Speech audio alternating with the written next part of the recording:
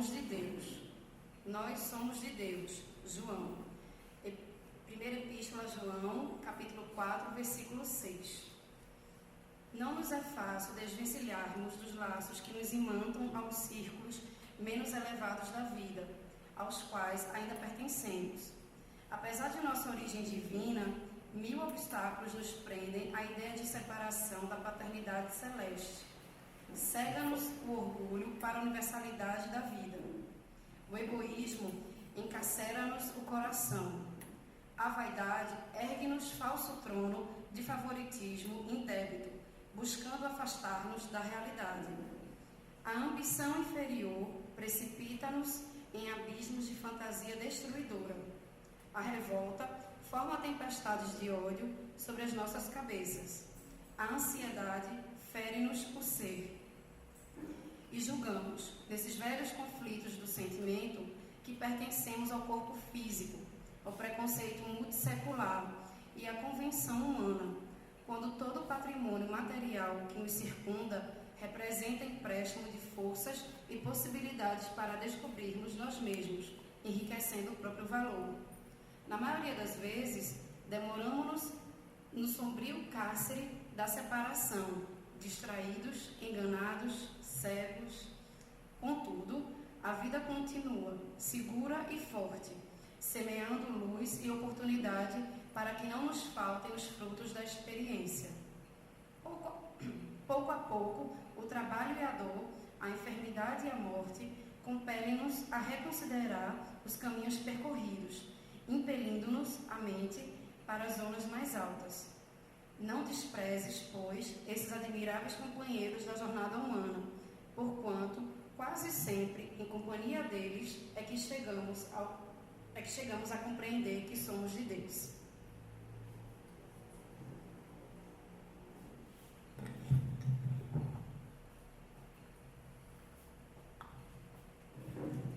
Antes de começar, queria comentar um pouco essa lição. Lição 84 do livro Vinha de Luz. Somos de Deus. Nossa, a gente deveria ler isso sempre. Esses textos, esses livrinhos de Emmanuel, Vinha de Luz, Caminho, Verdade e Vida, Pão Nosso, a Fonte Viva, foram livros escritos por ele após o trabalho mediúnico da reunião de Francisco Cândido Xavier. Quando acabava a reunião, Chico psicografava uma mensagem. Um trabalho assim magnífico, porque ele pega uma passagem do Evangelho e faz um comentário iluminado sobre aquela passagem do Evangelho, Atos dos Apóstolos, as cartas de Paulo, de Tiago. E assim, você pode dar para pessoa de qualquer religião. Porque ali não existe assim uma reflexão espírita, do espiritismo, falando dos pressupostos espíritas, mas fala dos pressupostos espíritas dentro do Evangelho. Então é muito interessante. E essa mensagem, Somos de Deus, ela é importante porque muitas vezes encarcerados no corpo físico, nessa matéria que vai se depauperando com o tempo, e a gente vai ter que deixar, agradecida a esse corpo que nos permitiu passar alguns decênios aqui encarnados, nós vamos ter que deixá-los. Mas muitas vezes, encarcerados nesse corpo, a gente não dá conta de quem somos. E aí nos comprometemos, porque deixamos que o orgulho, a vaidade, os vícios antigos passem a determinar a nossa conduta. E aí vem a dor avassaladora, não é? Nos mostrar, através dos seus acúlios, que nós somos de Deus. Então, eu queria pedir permissão para fazer a prece, porque eu estou até precisando, que eu vim agitada no trânsito. Procurando, nesse momento da oração, fechar nossos olhos e nos sentir de Deus. Amigo Jesus, Mestre amado, Meigo Rabi da Galileia, mais uma vez, Senhor, estamos tendo a felicidade de estarmos aqui, nesse jardim de Cáritas. Senhor Jesus, abençoa todo o trabalho que se desenvolverá nesse ponto de luz. Abençoa, Senhor, o estudo que será desenvolvido. Que possamos estar imbuídos numa psicosfera de paz, de amor. Que os benfeitores do alto possam, ao longo das tarefas, cuidar de nós, nos amparar, afastar os fluidos deletérios que se condensam através dos nossos pensamentos, das circunstâncias da vida. Que possam também, Senhor, os benfeitores do alto cuidar dos nossos irmãos desencarnados, que já se fazem aqui presentes, necessitados de uma palavra amiga, de cuidado e de amparo. Abençoa, Senhor, fica conosco, assim seja. Vamos falar do Espírito Sheila. Por que será que a gente vai falar de um Espírito, contar a história de um Espírito? Será que esse Espírito gostaria que a gente ficasse contando a história dele? A gente não vai contar a história de Sheila como se estivéssemos a adorando, não é isso. A gente vai trazer nesse ambiente de Cáritas, não é? A história desse Espírito muito importante para a doutrina espírita. Então vamos contar quem é Sheila. Sheila é um Espírito que teve a sua última reencarnação na Segunda Guerra Mundial. E ela está bastante ligada ao espírito Peixotinho, Francisco Peixoto Lins, que é o mentor espiritual do grupo espírita, da fraternidade espírita Francisco Peixoto Lins, a qual eu estou integrada a serviço, trabalhando lá há alguns anos. Então, para entender a história de Sheila, a gente precisa falar um pouco de Peixotinho. Peixotinho foi o maior médium de materialização do nosso país, quiçá do mundo. Peixotinho era um capitão do exército. Era um homem desse tamanho, magrinho. Eu não sei como foi que ele conseguiu entrar no exército. Eu acho que foi assim, desígnio de Deus. E foi muito importante para ele entrar no exército, porque ele teve uma prole de 9 filhos. E era importante porque ele vinha de uma família simples e o exército ajudou a sustentar esses filhos. Peixotinho, por causa da sua condição de oficial do exército, de trabalhar no exército, ele se deslocava em várias cidades. Todas as cidades onde ele andou, ele fundou um centro espírita. Ele era médium de materialização. O que é essa mediunidade? O médium fornece ectoplasma. E os espíritos utilizam esse ectoplasma para materializar objetos, para se materializarem, aparecerem, e a gente pode tocar, como eu estou tocando na mão de Cláudio. Peixotinho dedicou a sua vida fielmente ao serviço mediúnico, humilde, sensato e caridoso, equilibrado. Ele tinha todas as mediunidades, psicografava também. E os médicos da espiritualidade, o Dr. Bezerra de Menezes, receitavam homeopatia aos sofredores que o procuravam. No último dia da sua vida, porque Peixotinho, ele tinha asma. Ele cansava, era uma asma muito renitente. Era tão interessante, porque ele receitava a medicação para todos e não vinha um remédio para ele. Porque foi uma prova, foi uma expiação, era uma asma kármica. Porque há muitos séculos, há muito tempo, esse espírito já evoluído, já iluminado, foi pirata e colocou na tábua, né, na prancha, muitas pessoas que desencarnaram afogadas. Então ele resgata essa dívida muito antiga, porque Peixotinho, gente, está no livro Casal. Peixotinho e Baby, a esposa dele na última encarnação, estão no livro Ave Cristo de Emmanuel. São personagens desse livro. Então você veja que espírito evoluído que ele é. E muito querido. Baby cumpriu um papel importante ao seu lado. Ela era aquela mulher simples, decidida, objetiva. Ela não deixava Peixotinho cair. Não permitia que ele saísse da linha. A mediunidade não se presta ao espetáculo. A mediunidade não se presta a fazer com que o médium tire vantagem dela. Mediunidade é serviço. E por causa de Baby, com a ajuda dela, a disciplina dela, ele conseguiu cumprir a sua tarefa com perfeição. Então, na cidade de Macaé, o capitão Peixoto fundou um centro espírita com os amigos espíritas da região. Era a época da Segunda Guerra Mundial. E eis que Peixotinho, preocupado, militar que era, preocupado com aquela situação terrível da Segunda Guerra, ele mobilizava o grupo para que fizesse preces, orações para aqueles que estavam em combate. Certa feita, se comunica o espírito de um jovem soldado da Gestapo, um soldado alemão. Ele chega muito triste, muito magoado. Esse soldado era Rodolfo Fritz. Ele era médico, um jovem médico.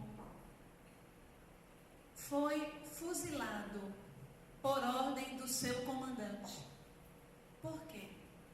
Porque na primeira batalha da Alemanha com a Polônia vencida, o exército polonês vencido, o seu comandante enfileirou os vencidos que não sucumbiram no combate e convocou a ele, Rodolfo, e aos outros companheiros que fuzilasse os vencidos. E Rodolfo disse: não tem honra. Estou aqui para lutar com honra. Não vou fazer isso, vai contra os meus princípios religiosos. Era espírita. Foi fuzilado a queima-roupa, como exemplo. Ele era filho de Dr. Fritz, um médico alemão. Era irmão de uma linda enfermeira chamada Sheila. E o seu pai perguntou: mas por que você vai para a guerra? Eu não criei meus filhos para matarem. Já era espírita, o pai de Rodolfo. Ele disse: pai, não vou à guerra matar. Eu sou médico, eu vou salvar vidas. Ele relata nas primeiras comunicações, ele se identifica como o fuzileiro. E ele então, após acolhido, depois que ele recebe os cuidados no grupo mediúnico de Macaé, não é? Onde Peixotinho estava integrado, ele começa a participar, ficar um pouco lá, até que tempos depois, ele vem muito nervoso, um pouco angustiado, e relata: a minha irmã acaba de desencarnar. Uma bomba atingiu a nossa casa. Ela e o meu pai não vão resistir. Ele disse que ela acaba de desencarnar. E então o grupo começa a orar em prol da irmã de Rodolfo e do pai. E tempos depois, materializa-se na reunião de Francisco Peixoto Lins, Peixotinho, o espírito Sheila. Foi um momento muito emocionante, porque Sheila já era um espírito de escola. Ela tinha sido, na Idade Média, no finalzinho da Idade Média, uma jovem que casou com um barão aos 20 anos. E esse barão desencarnou logo, deixou ela com 4 filhos. Ela dedicou a sua vida, a sua riqueza, tudo que ela tinha, a cuidar dos sofredores. É Santa Rita de Chantal, da Igreja Católica. O espírito que nós, na doutrina espírita, conhecemos como Sheila. em Macaé, Rio de Janeiro, iniciou um trabalho de orações para as vítimas da Segunda Grande Guerra. Foi então que, de repente, chegou lá e se materializou um espírito chamado Rodolfo, que contou que era de uma família legitimamente espírita, morando na Alemanha. Ele teve que servir na guerra como oficial médico. E o pai dele, Dr. Fritz, muito reservado, educado, severo, muito autêntico, que passou ideias humanitárias para os filhos, havia dito: matar, nunca. Tempos depois, materializa-se corpo inteiro um espírito de extraordinário fulgor. Cabelos que se alongavam em tranças repousadas sobre o colo, sempre exalando um maravilhoso perfume de rosas. Quando Sheila está presente, o ambiente fica perfumado. Inteligente e rica de sentimentos, identificou-se como Sheila. Logo, quando o irmão dela falou da sua existência, que ele tinha deixado uma irmã, que era enfermeira, e que ela estava correndo muito perigo, e quando ele disse Sheila, o sotaque dele ainda muito carregado, o médium não conseguiu traduzir direito, então as pessoas entenderam como Sheila, que a irmã era Sheila. E Peixotinho teve uma filha, uma das filhas de Peixotinho se chamou Sheila. E colocou esse nome nela. Essa pintura aqui, ó, é uma pintura, é um desenho mediúnico, feito pelo espírito Tongo. É como ele via Sheila, ele estava vendo Sheila ali naquela época. Só que, lógico, é feito a lápis, e aí os cabelos louros e os olhos azuis luminosos dela não aparecem. Então vamos em frente. Vamos falar de Sheila no Brasil. Sheila começou a trabalhar na reunião de Peixotinho, ajudando, cooperando, e nunca mais parou. Ela atua hoje, coopera em mais de um local. Ela coordena um grupo de trabalho numa determinada colônia espiritual. Certa feita, em nossa reunião mediúnica, há alguns anos, ela se comunica, dizendo que traria para aquele ambiente da reunião, para os primeiros socorros espirituais, grupos de espíritos envolvidos na Segunda Guerra Mundial, muito comprometidos com crimes contra a humanidade.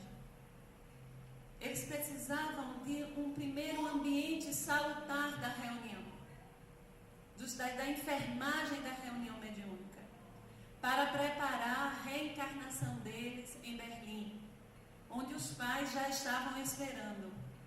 Iriam renascer com graves deformações físicas, para começar a resgatar os delitos praticados na época da Segunda Guerra. E a presença dela na reunião era alvissareira. Todos sentem o perfume de rosas.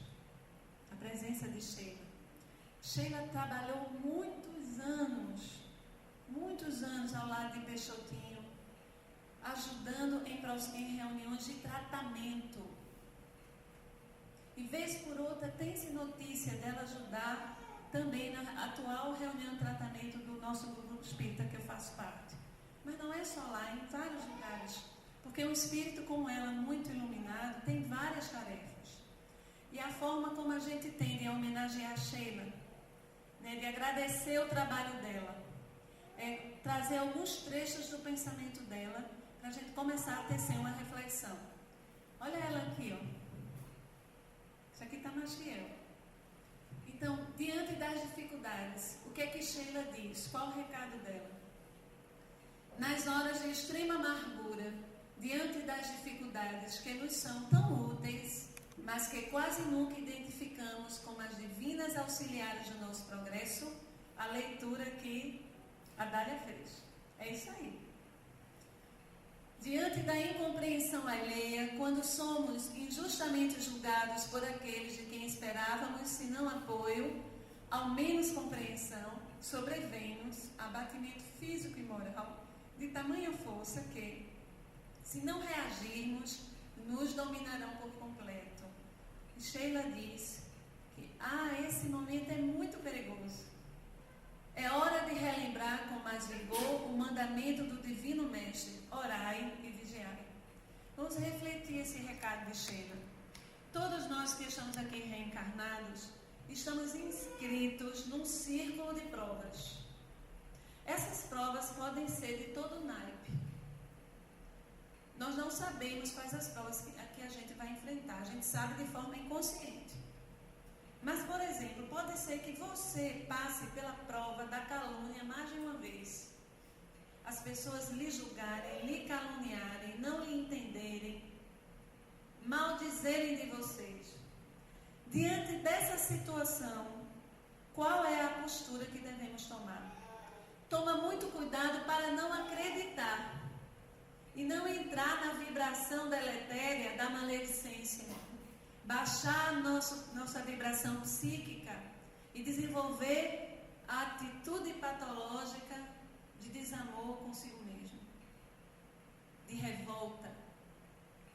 O momento em que você é quem recebe a calúnia, a injúria, o maldizer, esse é um momento de profunda libertação. Peixotinho dizia que quando alguém agir dessa forma com a gente deve silenciar. É verdade? Não. Mas muitas vezes a nossa atitude, eu digo porque eu também estou em processo de aprendizagem em relação a isso. Nossa atitude é se justificar. Olha, eu não fiz isso não, eu não sou assim.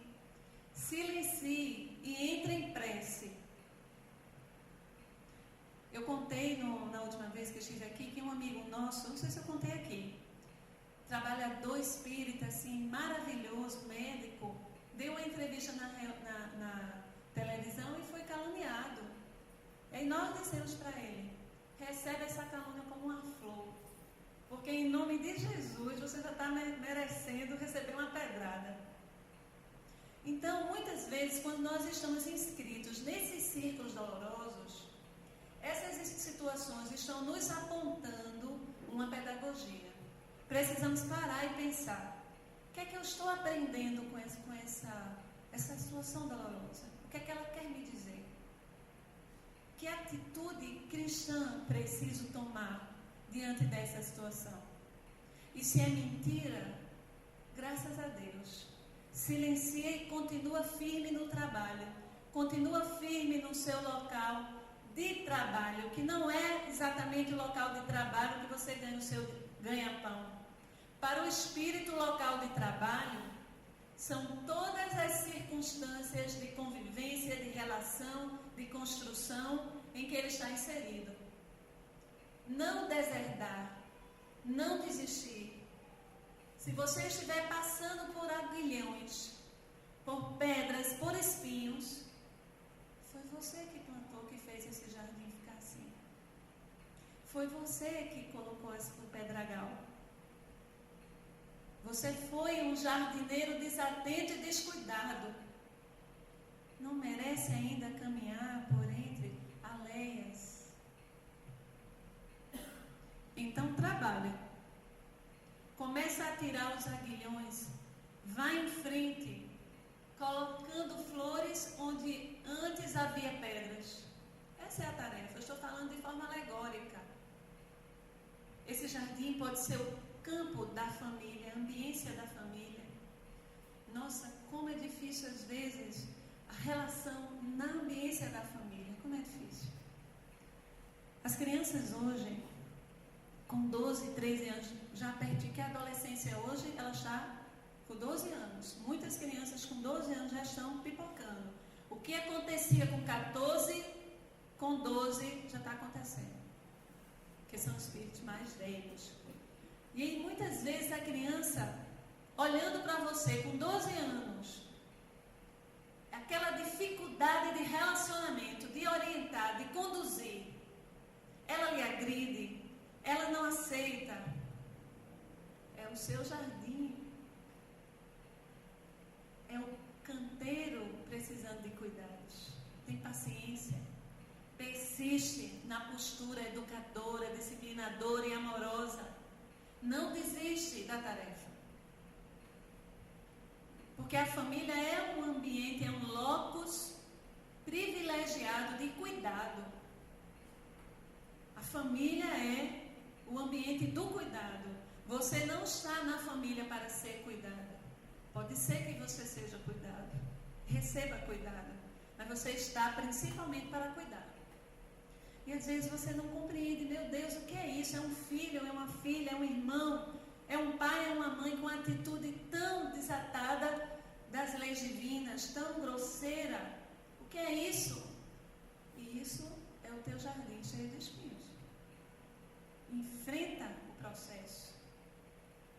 Insiste no amor, insiste na disciplina. Uma irmã minha, essa semana, está passando por uns processos muito dolorosos com os filhos.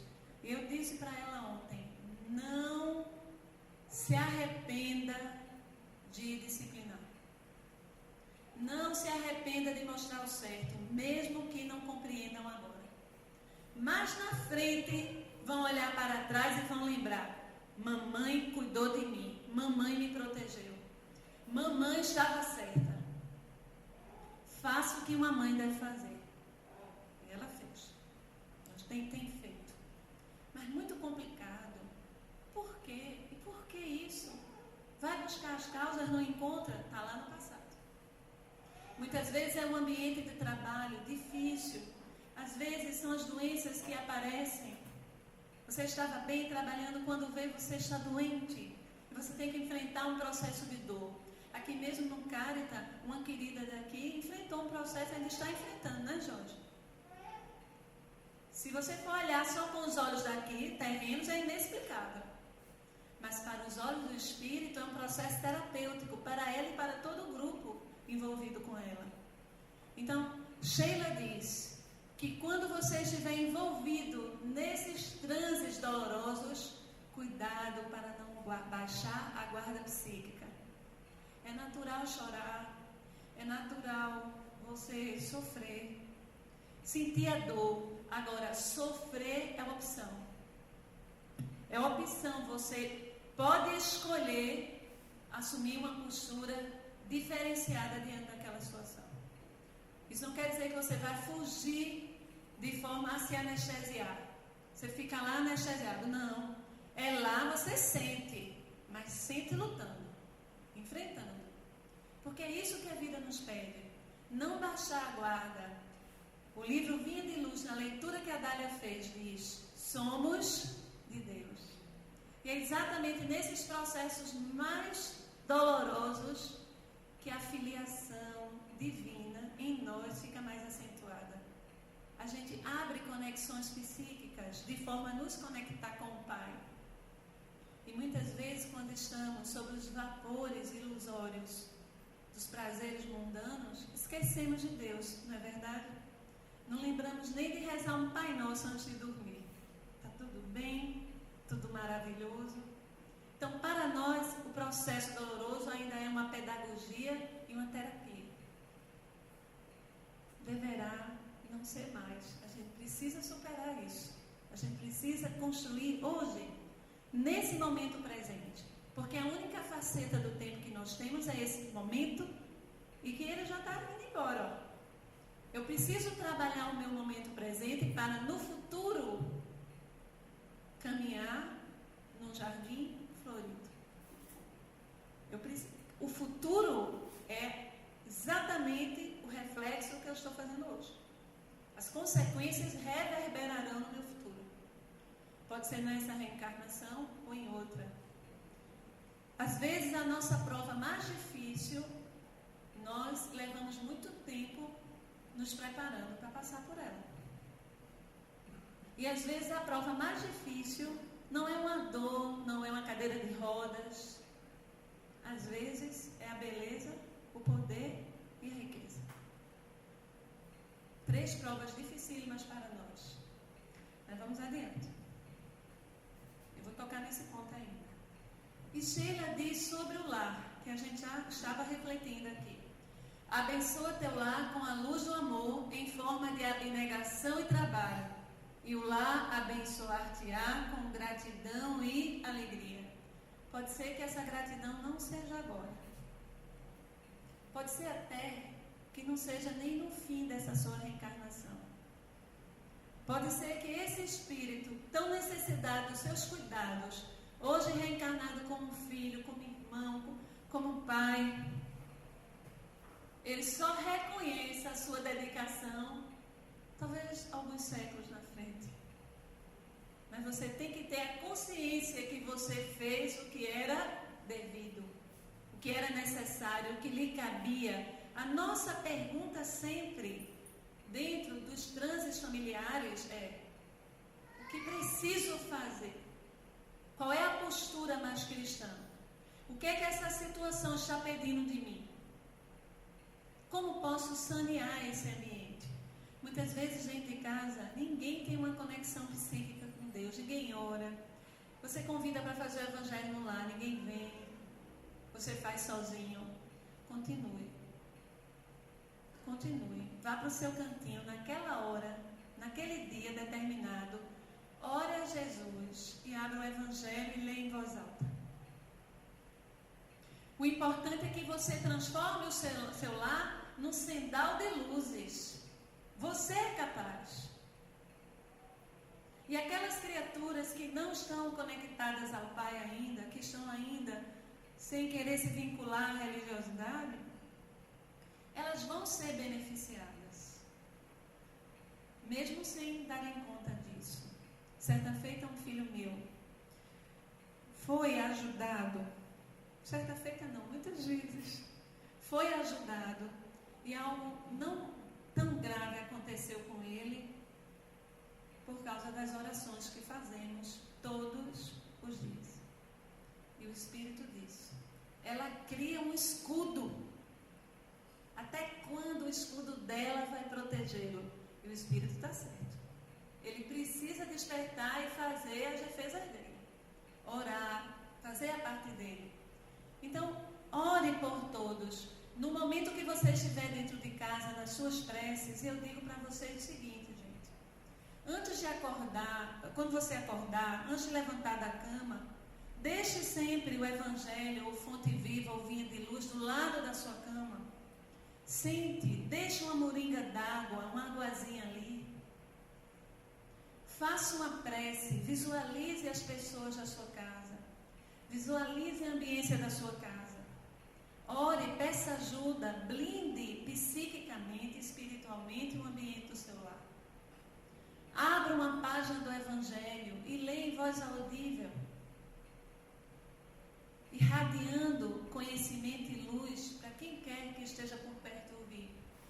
Deixe lá aquele Evangelho aberto e vá cuidar da sua vida. Tome uma aguinha, um bolinho d'água, aquela aguinha que você orou junto dela. Você acabou de fluidificá-la, de transformá-la em remédio. Antes de dormir, evita programas de televisão, filmes promíscuos, de guerra, de conflitos, de morte, de sangue. Entra no teu quarto e coloca uma música suave. Toma de um livro com páginas iluminadas, como o Evangelho segundo o Espiritismo, como essa coleção de Emmanuel, Fonte Viva, Pão Nosso. Faz a tua prece particular. Ora, abre, lê em voz alta e pede a proteção dos Espíritos, para que no momento em que sua alma se emancipar pelo sono, você esteja em companhia deles, dos bons Espíritos. Peça para trabalhar, peça para ajudar. E se tiver havido um conflito muito grande dentro de casa, peça aos Espíritos protetores do grupo familiar de vocês, para reuni-los no momento do sono, os Espíritos parcialmente libertos, para que possam dialogar espírito a espírito, pedir perdão, ouvir o outro com a mediação dos benfeitores. Tudo isso pode acontecer. E no outro dia de manhã você percebe aquele parente que não conseguia nem olhar para a sua cara, já está olhando.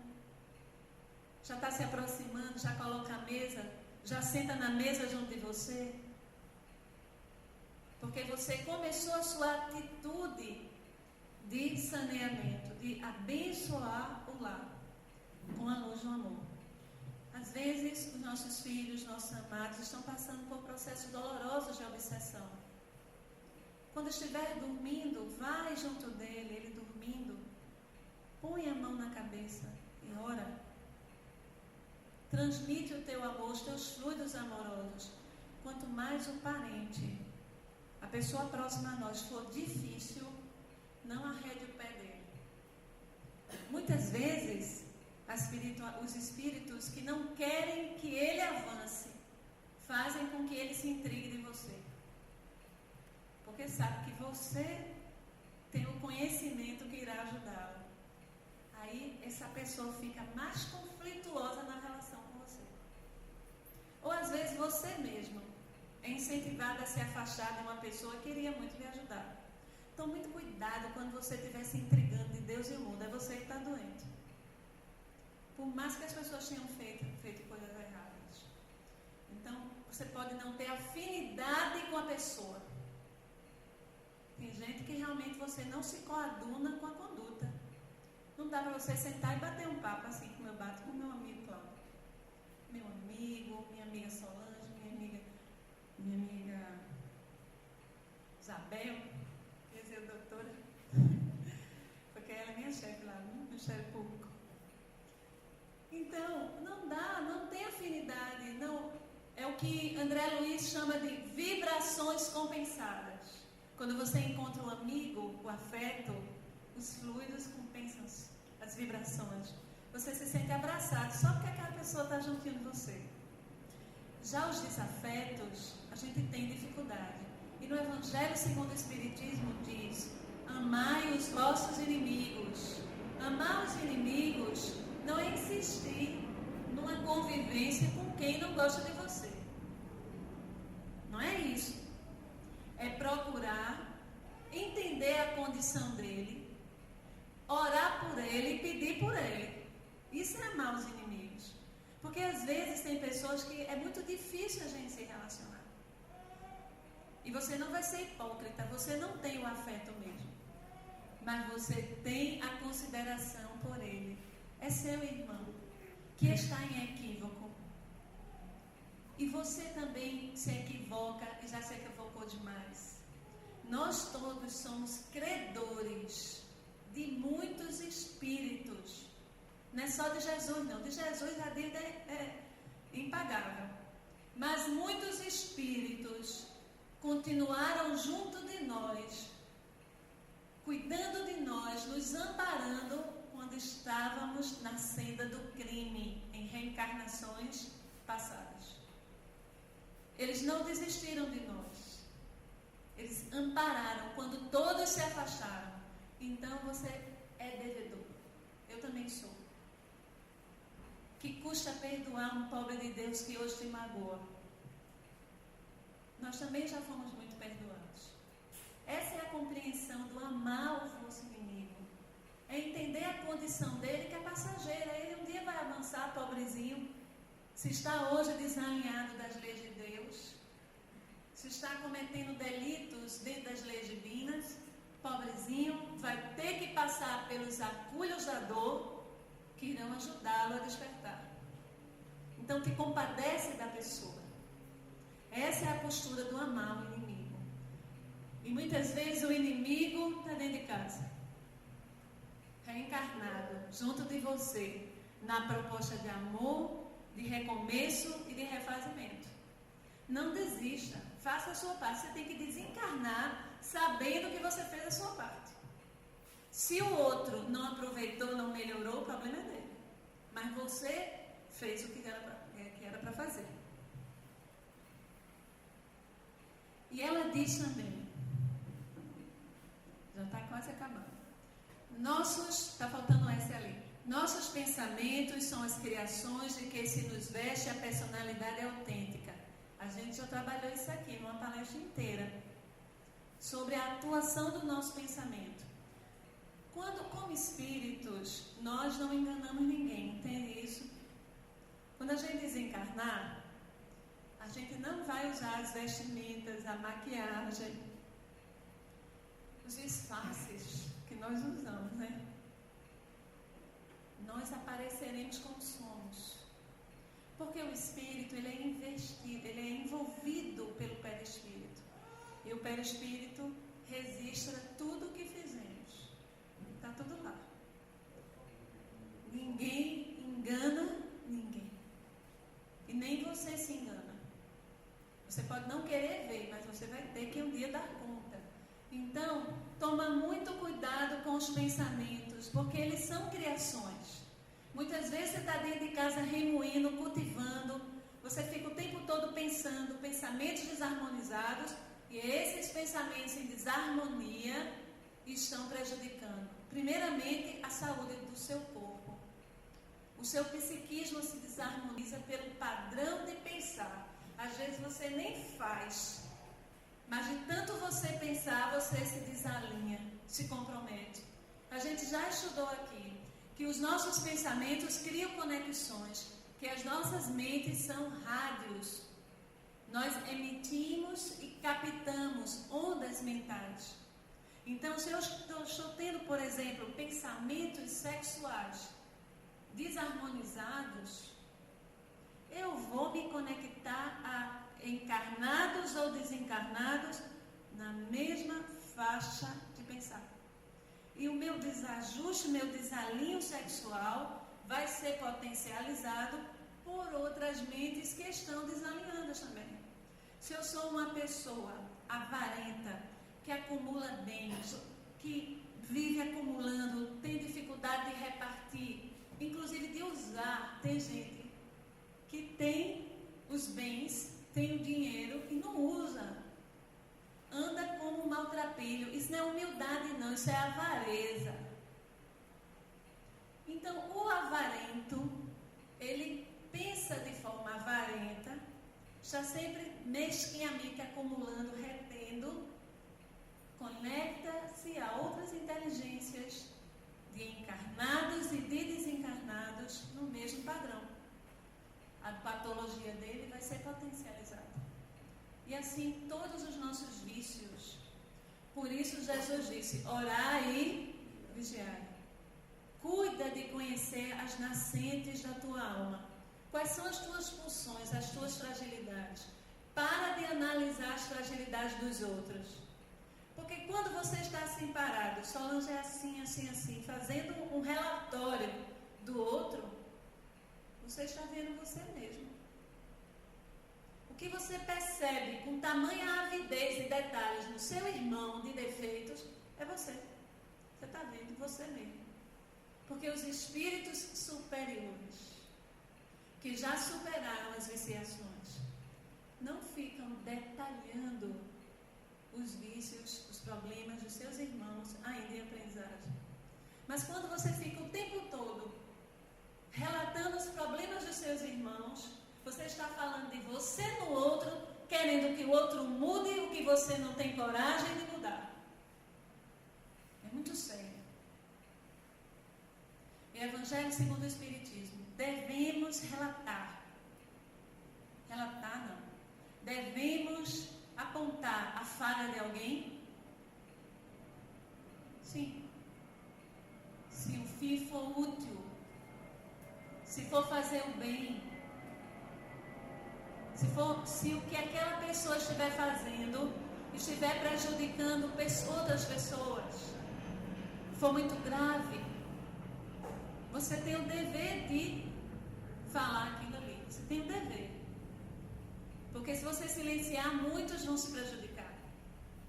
Ou pessoas que estão sob sua tutela. Está lá no Evangelho segundo o Espiritismo. Agora, falar levianamente, falar. Apontar as falhas do outro, só para se regozijar, você está simplesmente percebendo no outro o que está em você. E está criando vinculações psíquicas desarmoniosas. Nossos irmãos erram muito, porque nós também erramos. As pessoas todas têm defeitos, todas nós. Estamos todos no via ser. Então, é de grande misericórdia a gente saber, entender a condição dos nossos irmãos. Compreender, procurar ajudar quando for possível, sem se associar aos vícios, aos crimes, aos delitos da pessoa. Entende? Entendeu? Você ajuda sem se associar. Faz o que Jesus disse quando diz: caminha mais 2 léguas. Mantém a pessoa nas suas preces. Cuida, aconselha, mas sem querer fazer pelo outro, fazer que o outro faça o que você ainda também não é capaz de fazer. Ser tão rigoroso com as pessoas sem ser rigoroso consigo mesmo. Então, preste atenção. Nossos pensamentos são as criações de que se nos veste a personalidade autêntica. E por eles somos conhecidos, vistos, ouvidos e analisados na vida superior. Cabendo-nos o dever de buscar em Jesus o modelo de nossas atitudes e decisões. Para fechar esse quadro, Jesus é o nosso modelo ético. Jesus não é um ser para ser adorado. A proposta dele é estar entre nós, quando aquele espírito crístico, um espírito médium de Deus. A proposta dele, encarnando entre nós, não era para ser colocado num pedestal como fizemos nas religiões tradicionais. Todos nós. Jesus é para ser pensado, analisado, o que ele fez, o que ele disse, como ética de viver. Então, o que Jesus faria aqui? Qual seria a atitude? E ele deu exemplos vários. Diante da mulher que adulterou, a lei da época era que, adulterando a mulher, ela deveria ser lapidada. O que foi que ele fez? Ela correu, pediu ajuda dele: Rabi, salva-me. Ela se jogou no chão. Ele estava abaixado, levantou-se majestoso, olhou para a multidão, os sacerdotes, os fariseus na frente com a pedra na mão. Ele se abaixou e começou a escrever na areia. Já se perguntaram o que escrevia o Senhor? O nome e o delito desse daqui. O nome e o crime desse. Eles ficaram tão espantados que largaram a pedra. E como a multidão que estava atrás estava só, a mulher ficou sozinha e Jesus então levantou-a e disse: onde estão aqueles que queriam te apedrejar? Ela disse: foram-se, Senhor. Então vais e não voltes a pecar. Vejam, acolheu, ajudou, socorreu, não julgou e disse: vai, mas olha, atenta para não incidires nos mesmos erros que te colocarão na mesma situação.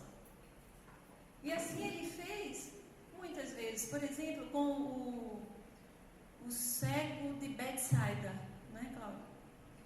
O cego de Betsaida. Levaram ele para que Jesus o curasse.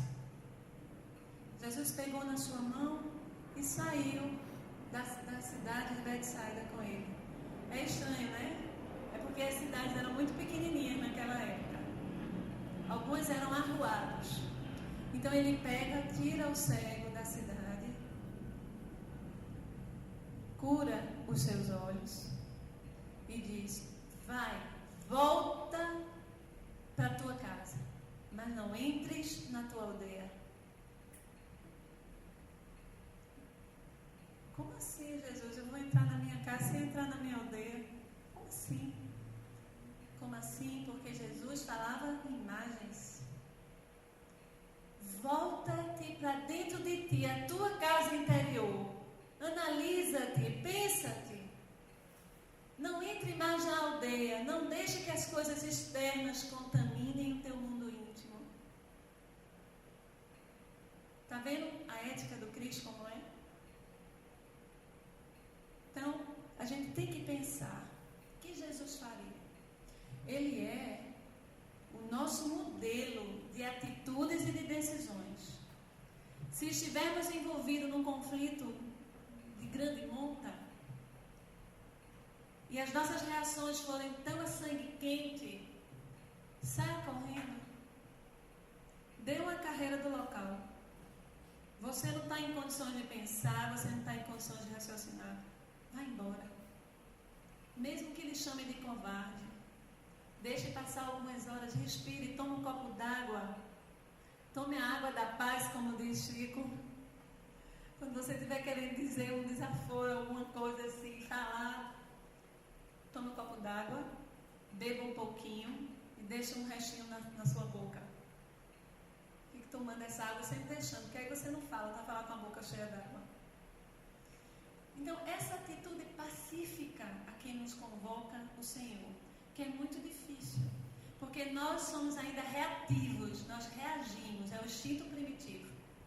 Então, começar cada dia um pouco mais além, não de uma hora para outra, mas procurar identificar as suas dificuldades e ir trabalhando elas. A gente tem visto nas casas espíritas pessoas desenvolvendo neuroses, porque querem ser santos de uma hora para outra. Conhecem a doutrina espírita, ficam empolgadas, é muito bonito, que doutrina linda. Aí acham que devem implementar de uma vez aquilo ali. Calma. A proposta da doutrina espírita é uma proposta de autonomia psíquica e espiritual. Na casa espírita você é acolhido, você é amparado, você recebe ajuda. Mas você vai sendo educado a soltar as muletas e assumir sua autonomia. Você tem que fazer um movimento de autolibertação. E aí, para isso, você vai se conhecendo e vai procurando melhorar. Muitas pessoas se afastam da casa espírita porque incidem, por exemplo, em determinado erro e ficam com vergonha de voltar. Volte.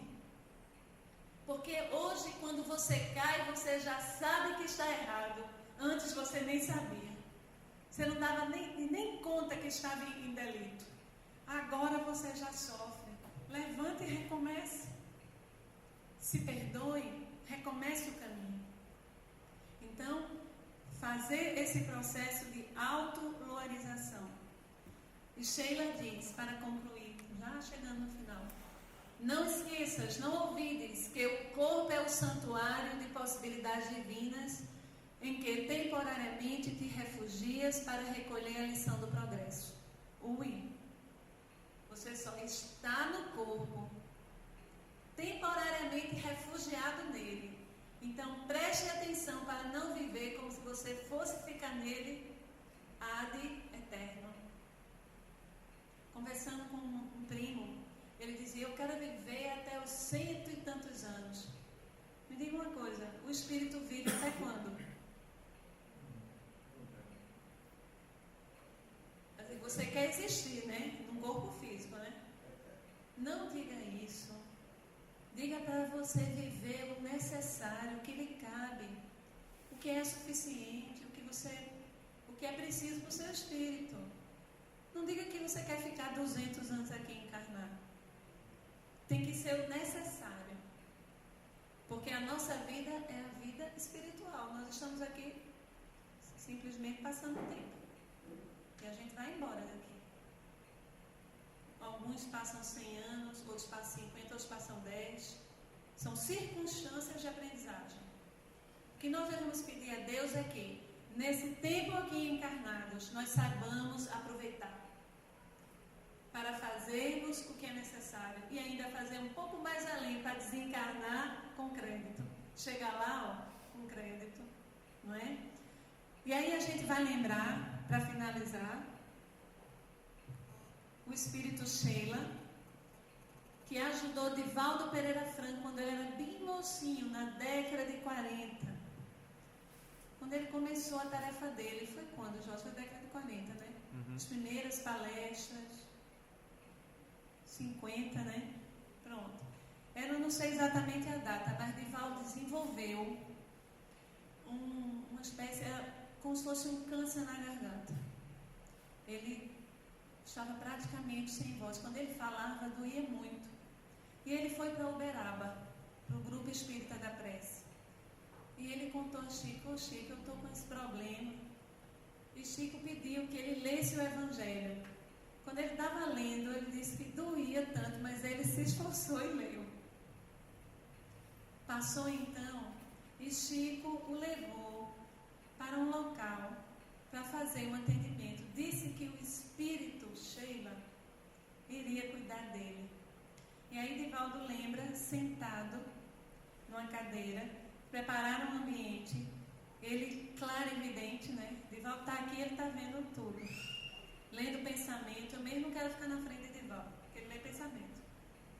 E a gente não tem pensamento moralizado ainda, né? E aí Divaldo disse que viu aquele espírito lindo, aquela moça trajando um uniforme de enfermeira, tipo da Segunda Guerra, com um bisturi na mão, uma espécie de caneta luminosa, não era um bisturi, era uma caneta luminosa, e se aproximou dele e disse: vai doer, viu? Vai doer, eu sou cheia. Aí, ó, não sei se é no celular, aí, e Divaldo, ela tá doendo, ele disse: tá doendo muito, se prepara que vai doer mais. E Divaldo ficou curado. Ela fez uma cirurgia, a gente pode dizer que ali ela deve ter feito os aparelhos que existem hoje com laser, que fazem o quê? Que cauteriza. Entendeu? Então, Sheila é esse espírito amoroso que trabalha no Brasil e em outras partes do mundo, que ajuda Jesus na tarefa de redenção da terra. Podem pedir ajuda a ela, mentalize, porque ela faz parte do grupo de Dr. Bezerra de Menezes. Não é para adorar Sheila, santificá-la, mas para entender que Deus é tão bom, que permite que um espírito como ela, um espírito belo, já iluminado, continue colaborando conosco. Tenho outras histórias, muitas histórias de Sheila, que eu poderia contar, mas que não estou autorizada. Talvez em 3 minutos tenha autorização para contar uma, que a minha amiga Conceição contou para mim há uns 12 anos, uma história sobre Sheila. Conceição, muitos anos, trabalhou como médium na casa espírita que eu frequento. Hoje ela já está bastante idosa. Ela teve 10 filhos e um marido muito prejudicado na moralidade. E quando ela estava grávida do último filho, costureira, com o pé lá na máquina, fazendo um vestido que ela iria receber o dinheiro para pagar o táxi para ir para a maternidade. E aí a bolsa rompeu, a moça chega na hora com o dinheiro. E ela vai para o Hospital Barão de Lucena. Chega lá, ela disse assim que uma médica assim, loura, dos olhos azuis, recebeu ela, fez uns preparos, depois sentou na janela, ficou sentada na janela.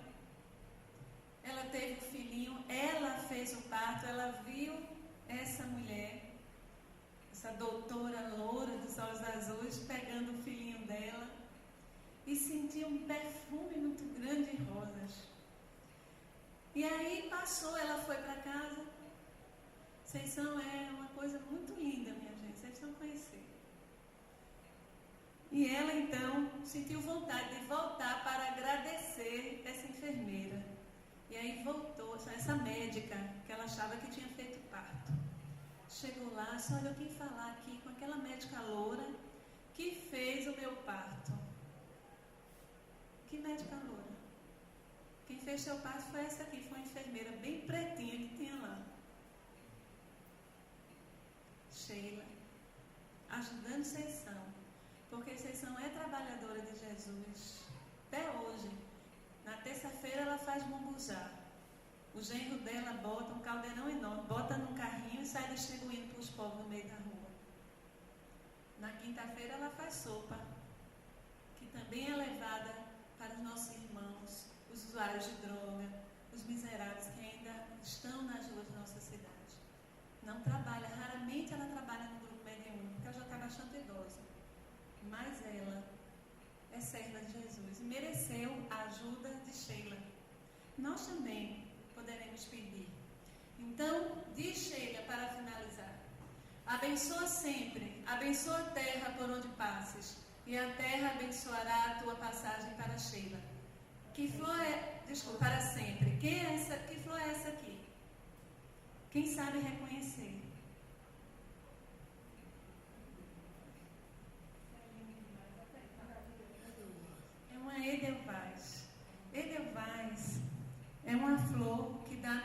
Alpes europeus. Ela é assim em formato de estrela. É uma flor muito rara. Ela dá assim nas partes mais altas.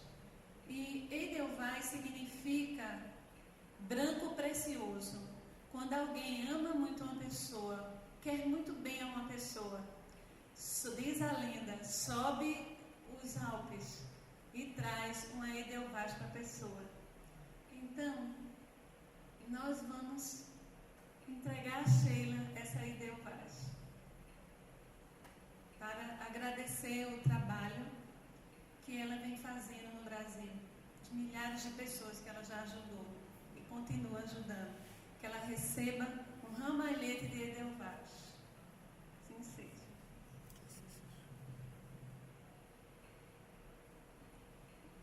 Quem quer fazer a prece?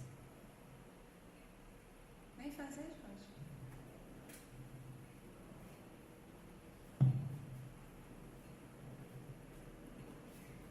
Mestre Jesus, vamos agradecer as oportunidades recebidas e pedir ao nosso Mestre Maior que abençoe todos aqui presentes, encarnados e desencarnados, e que possamos retornar para as nossas casas em paz